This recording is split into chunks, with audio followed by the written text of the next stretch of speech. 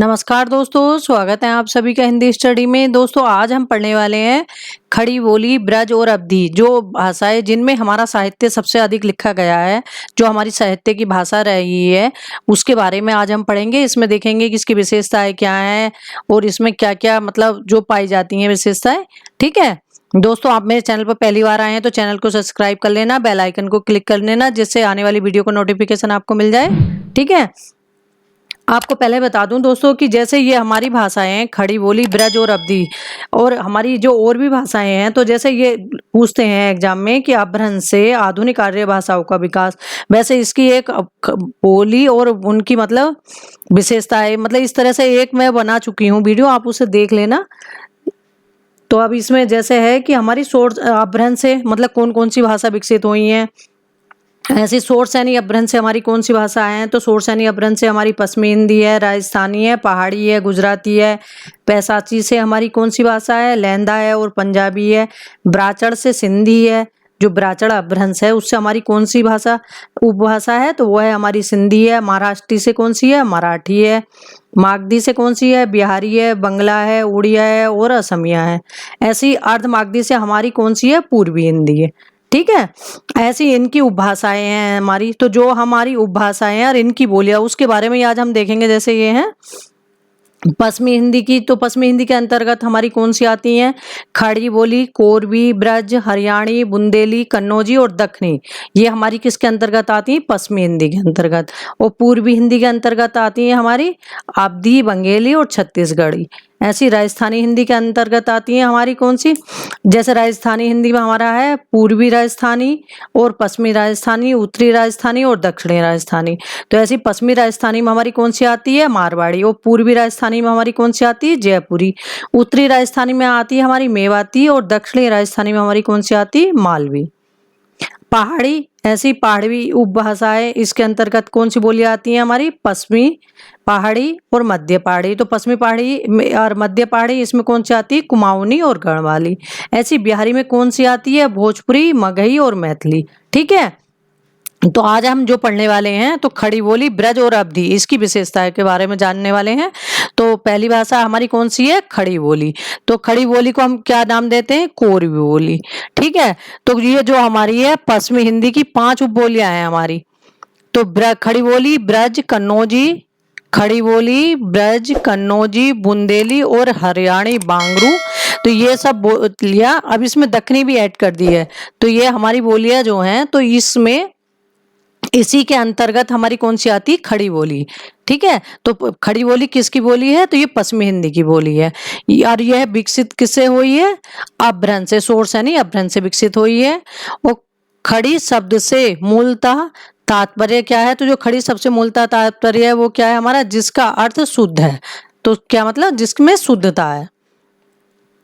अब इसका क्षेत्र देख लेते हैं। इसका क्षेत्र हमारा कहाँ है, सबसे जैसे पूछते हैं सबसे शुद्ध हिंदी कहाँ बोली जाती है, वो मेरठ में बोली जाती है। सहारनपुर, रामपुर, कन्नौज, बिजनौर, ये इसके क्षेत्र हैं। लेकिन सबसे शुद्ध हिंदी का नाम आए तो कहना कि ऑप्शन में अगर हो तो मेरठ। ठीक है, सबसे शुद्ध जो हमारी मेरठ में बोली जाती है। बाकी सब ये जो है हमारे खड़ी बोली के क्षेत्र हैं।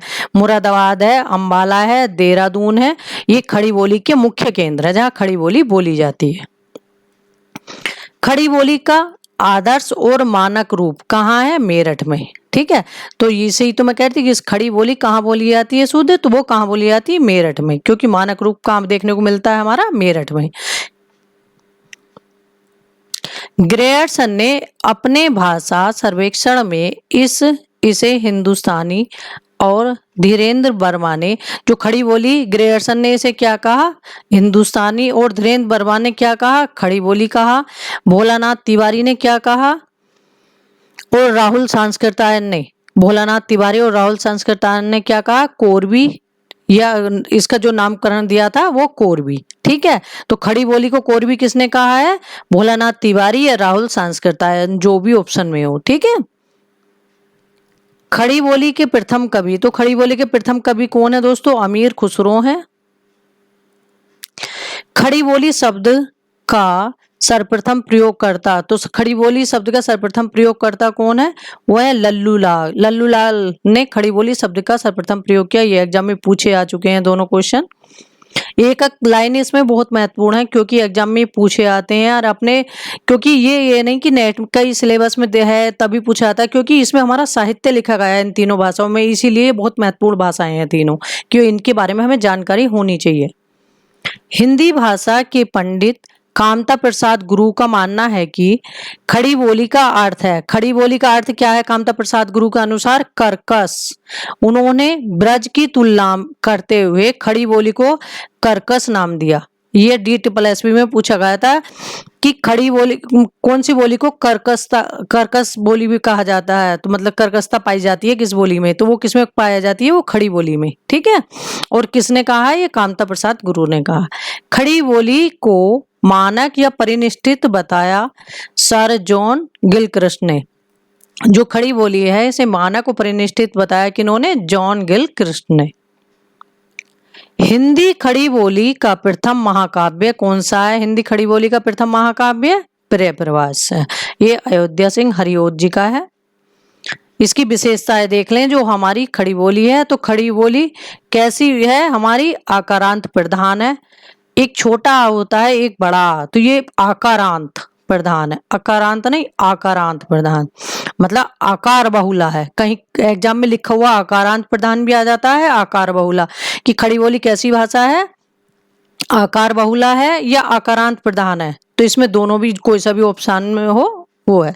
ठीक है, जैसे करना, करता, छोटा आदि, मतलब आ की लास्ट में आकार बहुला का मतलब लास्ट में आ की मात्रा की प्रधानता है। ठीक है, दीर्घ स्वर के बाद मूल स्वर व्यंजन के स्थान पर द्वित्व व्यंजन इस बोली की मुख्य विशेषता है। तो इस बोली की एक मुख्य विशेषता क्या है? कि ये व्यंजन का द्वित्व हो जाता है। जैसे बेटा, रोटी, गड्डी। ठीक है, एक शब्द को दो बार, ठीक है, सब यानी कि व्यंजन का दो बार आना, द्वित्व हो जाना। ठीक है, कोरबी में मूर्धन्य ध्वनियों की अधिकता है। जो मूर्धन्य ध्वनि हमारी कौन सी है? तो जैसे ऋतु षणाम मूर्धा, तो रि और टा वर्ग जो होता है ना, तो उनकी अधिकता है। तो जैसे देना, लेना, चपरासी आदि, मतलब णा की मूर्धन्य ध्वनि, तो टा वर्ग जो होता है हमारा, ठीक है, तो वो हमारी मूर्धन्य ध्वनि हो, तो उनकी अधिकता है कोरवी भाषा में। ठेठ खड़ी बोली में णा के स्थान पर णा का प्रयोग मिलता है। जैसे पेड़, तो पेड़ को क्या कहेंगे? पेड़। पहाड़ को क्या कहेंगे? पहाड़ को क्या कहेंगे? पहाड़। ठीक है, तो णा के स्थान पर किसका? डा का प्रयोग मिलता है। कई शब्दों के आदि अक्षरों में स्वर लोप हो जाता है। आदि का मतलब शुरू में जो शब्द लिखे जाते हैं तो उनका स्वर लोप हो जाता है। जैसे अंगूठा, तो अंगूठे का क्या हो गया? गूंठा। आषाढ़, आषाढ़ का क्या हो गया? साढ़। उठाना का क्या हो गया? ठाना। तो ठीक है, ऐसे शब्द हो जाते हैं जिसमें आदि का अक्षर जो अपना स्वर है वो लोप हो जाता है। आगे देखते हैं, खड़ी बोली के कुछ मुख्य क्रिया विशेषण हैं। जैसे कितने का क्या हो जाएगा? के। ऐसे का क्या बोलेंगे? असे। जैसे का कैसे बोलेंगे? जसे। क्यों का क्या बोलेंगे? क्यों। तो ये हमारे क्या हो गए? कुछ विशेषण हैं जिनका हम प्रयोग करते हैं खड़ी बोली में।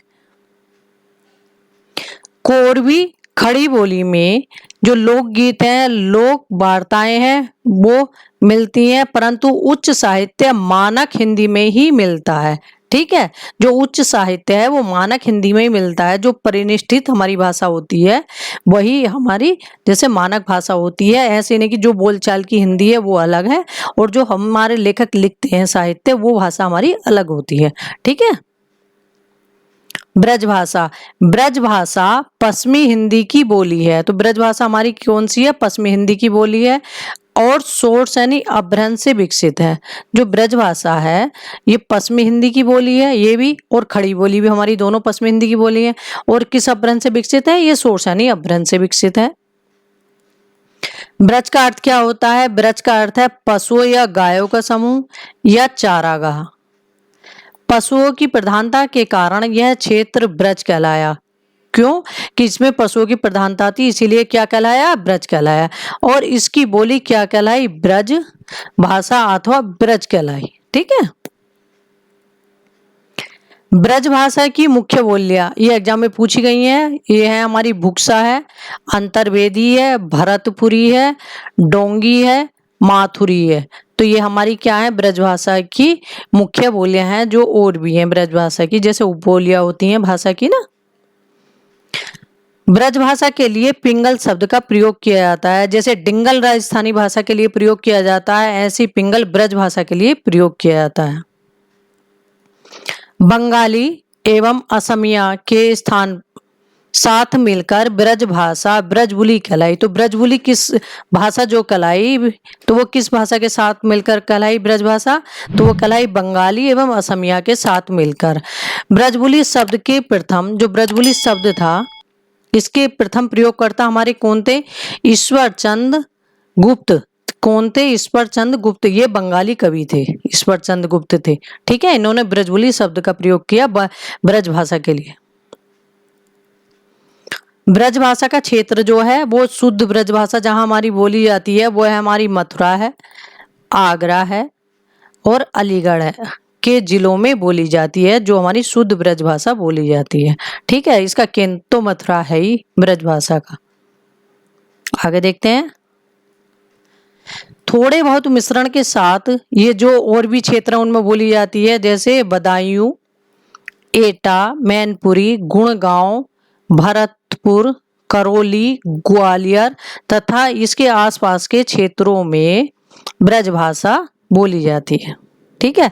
कई बार एग्जाम में ये भी पूछ लेते हैं कि इसके आसपास के क्षेत्रों में कौन सी बोली बोली जाती है, इसलिए कि मैंने ये बताने की कोशिश करी कि इनमें भी ये बोली जाती है भाषा। ठीक है। आगे देखते हैं। साहित्य और लोक साहित्य दोनों ही दृष्टियों से ब्रज भाषा बहुत संपन्न है, क्योंकि ब्रज भाषा में हमारे जो रीतिकाल के कवि थे उन्होंने भी लिखा और जो भक्ति काल के कवि थे उन्होंने भी लिखा। ठीक है। तो इसमें सूर, तुलसी, नंददास, घनानंद, बिहारी, भूषण, रत्नाकर, भारतेंदु ब्रज भाषा के जो मुख्य कवि हैं। ये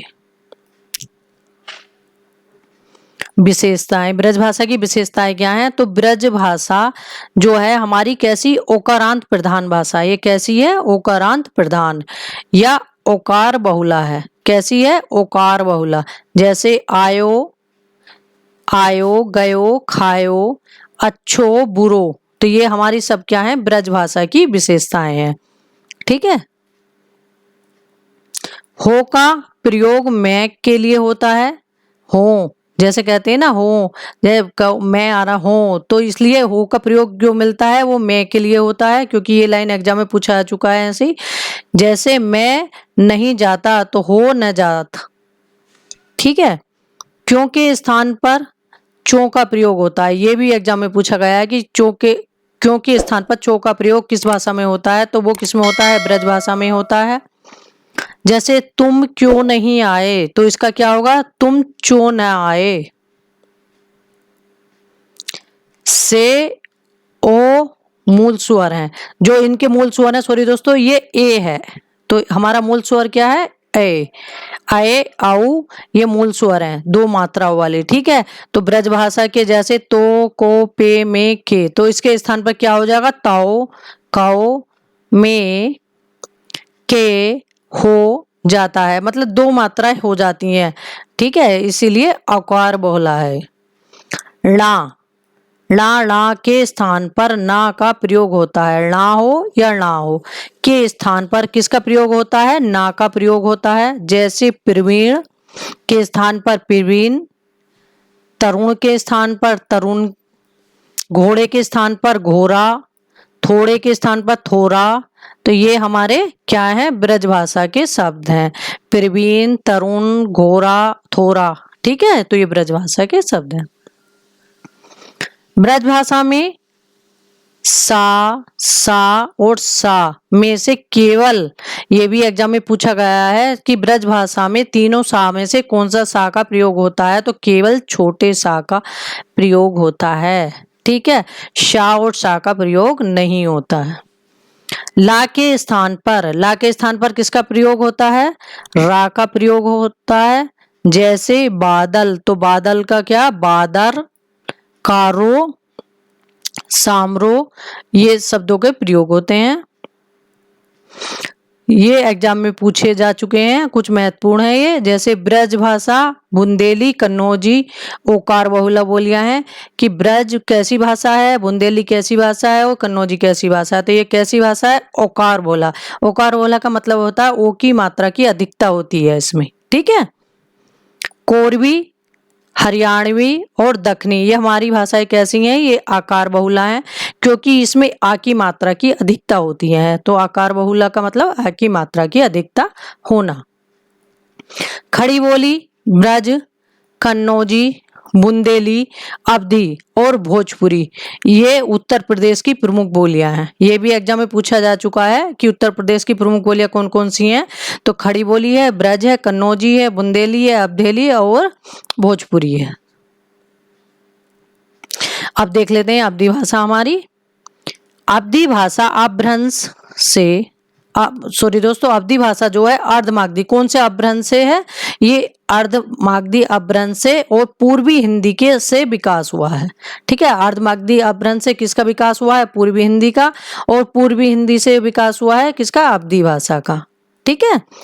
तो पूर्वी हिंदी के अंतर्गत हमारी कौन कौन सी भाषाएं आती हैं? वो आती हैं अवधी, बंगेली और छत्तीसगढ़ी, ये तीनों हमारी किसके अंतर्गत आती हैं? ये आती हैं हमारी पूर्वी हिंदी के अंतर्गत। अयोध्या, अवध का प्राचीन नाम कौशल था। तो अयोध्या, ये अवध को अयोध्या जो है इसको अवध बोलते थे पहले। इसका प्राचीन नाम क्या था? ये कौशल था। अतः अवधी को कोसली भी कहा जाता है। एग्जाम में पूछा आ चुका है कि कोसली किस भाषा को कहा जाता है। तो ये अवधी भाषा को कोसली कहा जाता है, ठीक है। इस बोली के क्षेत्र जो हैं वो कहाँ कहाँ हैं? इस बोली के क्षेत्र हैं फैजाबाद है, लखनऊ है, इलाहाबाद है, देवी पाटन है, वाराणसी है, मिर्जापुर है, बस्ती है। इन जिलों में बोली जाती है जो हमारी अवधी भाषा है, ठीक है। साहित्य की दृष्टि से अवधी समृद्ध भाषा है। जो अवधी है हमारी समृद्ध भाषा है साहित्य की दृष्टि से, क्योंकि तुलसीदास की रामचरितमानस जो है हमारी अवधी भाषा में लिखी गई है। और जो हमारे सूफी कवि थी जायसी, तो इनकी पद्मावत है, वो भी हमारी अवधी भाषा में लिखी गई है। और सूफी कवियों ने ज्यादातर अवधी भाषा का ही प्रयोग किया है मसनबी शैली में। और महाकाव्य इसी भाषा में लिखे गए हैं, ठीक है। जैसे रामचरितमानस और पद्मावत दोनों ही क्या है? ये महाकाव्य हैं और दोनों ही इसी भाषा में लिखे गए हैं। अवधी के अन्य कवियों में महत्वपूर्ण सूफी कवि हैं, क्योंकि इन्होंने अवधी का प्रयोग कर प्रेमाख्यानों की रचना की है, ठीक है। जो हमारे सूफी कवि थे। आगे देखते हैं विशेषताएं। अवधी भाषा की विशेषताएं क्या हैं? तो अवधी भाषा कैसी है हमारी? तो ये आकार बहुला है। वो हमारी थी जो खड़ी बोली है आकार बहुला, बड़ा आ था उसमें ध्यान से पढ़ना, ये आकार बहुला है। तो इसमें छोट, बहु, खोट आदि, क्योंकि हम लास्ट का बड़ा जब भी लिखते हैं, व्यंजन हमारे क्या होते हैं? स्वर, मतलब स्वर आ की मात्रा व्यंजन में होती है, स्वर सहित ही हमारे क्या बनते हैं? क्योंकि व्यंजन का अपना अस्तित्व नहीं होता, स्वर के माध्यम साथ ही वो बोले जाते हैं, ठीक है। स्वर हमारे स्वतंत्र होते हैं, लेकिन हमारे व्यंजन स्वतंत्र नहीं होते, उनके साथ मात्रा होती है। उसी प्रकार जैसे एक खोट है, तो एक खोट अगर आधा होता टा तो इसमें हलंत होता, इसमें छोटे आ की मात्रा है, इसीलिए हमारा ये पूरा टा बना हुआ है। इस ऐसे शब्द मिलते हैं हमारे अवधी भाषा में। अवधी भाषा में ला ध्वनि नहीं है, जैसे गुण, लक्ष्मण आदि। मतलब क्योंकि लिखा तो जाता है लेकिन उच्चारण नहीं होता। इसका क्या होता है कि ये जब बोलते हैं ना, तो ये क्या करते हैं? ला ध्वनि को मतलब बोलते ही नहीं है, इसकी जगह ना ध्वनि होती है। जैसे गुण, लक्ष्मण मतलब ना आ जाता है, और लिखते समय लिखते हैं, ऐसा नहीं। तो केवल ये ध्यान रखना कि ध्वनि नहीं है, ला ध्वनि नहीं है, ध्यान देना, ध्वनि नहीं है मतलब लिखा जाता है, वो बोला नहीं जाता, ठीक है। आगे देखते हैं। ला के स्थान पर रा मिलता है, जो ला है इसके स्थान पर क्या मिलता है, हमारा रा मिलता है। जैसे क्या है, मूसल, मूसर, फल, फल का फर हो गया, हल का हर हो गया, आदि कई स्थानों पर मिलता है जैसे। ठीक है, तो ये हमारा ला का क्या हो गया, रा हो गया।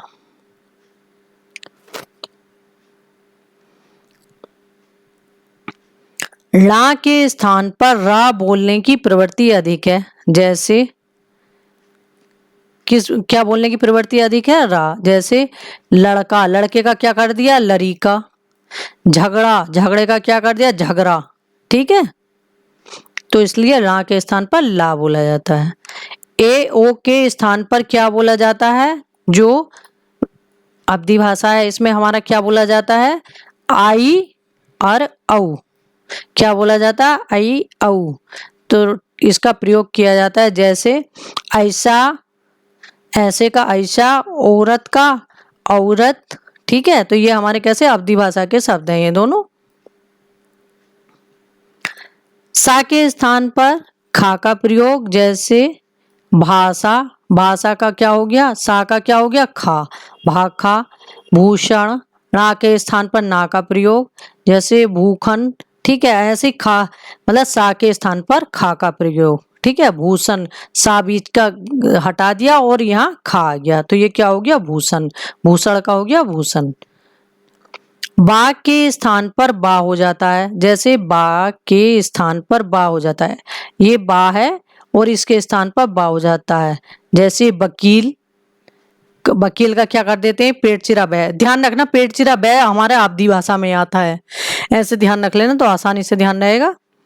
ठीक है, जो अपना नहीं आता है वो वाला, बा वाला वो नहीं आता। ठीक, अवधी का निजी छंद है बरबे। ये भी एग्जाम में पूछा गया कि अवधी का जो निजी छंद है वो कौन सा है, तो बरबे छंद हमारा अवधी का निजी छंद है। एक ये है हमारे नीचे अवधी की मुख्य बोलियां। तो अवधी की मुख्य बोलियां कौन सी है, एग्जाम में पूछी गई हैं। बैसवाड़ी है, मिर्जापुरी है और तथा बघोनी अवधी की मुख्य बोलियां हैं। तो अवधी की मुख्य बोलियां कौन सी हैं, बैसवाड़ी, मिर्जापुरी और बघोनी। दोस्तों ये हमारे आज हो गए जो हमने पढ़ा है अवधी, ब्रज और खड़ी बोली। तो इन तीनों भाषाओं के बारे में जाना, क्योंकि ये एग्जाम में पूछे आते हैं और कॉमन सेंस वाली बात है। कहीं बताते हुए अगर लगा है आपको कि कहीं कुछ मिस्टेक हुई तो बताना तुम मुझे कमेंट करके।